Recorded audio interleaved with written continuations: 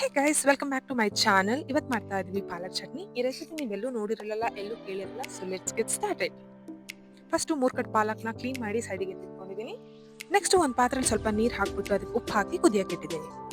ನೀರು ಕುದಿಯೋ ಬರೋಷ್ಟರೊಳಗೆ ಒಂದು ಸಿಂಪಲ್ ಆಗಿ ಮಸಾಲ ಮಾಡ್ಕೊಳ್ಳೋಣ. ಸೊ ಈ ಮಸಾಲಾಗೆ ಬೇಕು ಜೀರಿಗೆ, ಬೆಳ್ಳುಳ್ಳಿ, ಜೀರಿ ಮೆಣಸಿನ್ಕಾಯಿ, ರುಚಿಗೆ ತಕ್ಕಷ್ಟು ಉಪ್ಪು. ಒಂದು ವೇಳೆ ನಿಮ್ಮ ಮನೇಲಿ ಜೀರಿ ಮೆಣಸಿನ್ಕಾಯಿ ಇಲ್ಲ ಅಂದರೆ ಹಸಿಮೆಣಸಿನ್ಕಾಯಿನ ಯೂಸ್ ಮಾಡ್ಕೊಳ್ಳಿ. ನೀರು ಹಾಕೊಂಡಾನೆ ಈ ಮಸಾಲಾನ ಫಸ್ಟು ರುಬ್ಕೊಬೇಡೋಣ. ಇವಾಗ ನಾನು ಕುದಿಯೋಕಿಟ್ಟಿರೋ ನೀರು ಕುದಿ ಬಂದಿದೆ. ಸೊ ಕುದಿ ಬರ್ತಾ ಇರೋ ನೀರಿಗೆ ಕ್ಲೀನ್ ಮಾಡಿಟ್ಟಿರೋ ಪಾಲಕನ್ನ ಮಿಕ್ಸ್ ಮಾಡ್ಕೊಳ್ಳಿ. ಅದು ಬೇಯಕ್ಕೆ ಬಿಟ್ಬಿಡಿ. ಒಂದ್ಸಲ ನೀಟಾಗಿ ಬಂದಮೇಲೆ ಅದನ್ನು ಡೈರೆಕ್ಟಾಗಿ ತೆಗೆದ್ಬಿಟ್ಟು ತಣ್ಣೀರಿಗೆ ಹಾಕೊಳ್ಳಿ.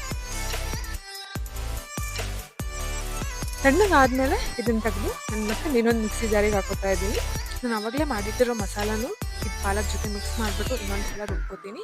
ಯಾಕಂದರೆ ನೈಸಾಗಿ ಎಲ್ಲ ಜೊತೆ ಬ್ಲೆಂಡ್ ಆಗಿಬಿಡುತ್ತೆ ಮಸಾಲ. ಅದಕ್ಕೋಸ್ಕರ ಈಗ ಈಚೆ ಬಾಣಲಿ ಇಟ್ಕೊಂಡು ಅದಕ್ಕೆ ಸ್ವಲ್ಪ ಎಣ್ಣೆ ಹಾಕ್ಕೊಂಡಿದ್ದೀನಿ. ಎಣ್ಣೆ ಕಾದ್ಮೇಲೆ ಇದಕ್ಕೆ ನಾನು ಜೀರಿಗೆ ಹಾಕೋತಾ ಇದ್ದೀನಿ. ಆಮೇಲೆ ಒಂದು ಹಸಿಮೆಣಸು ಹಾಕ್ಕೊಂಡಿದ್ದೀನಿ.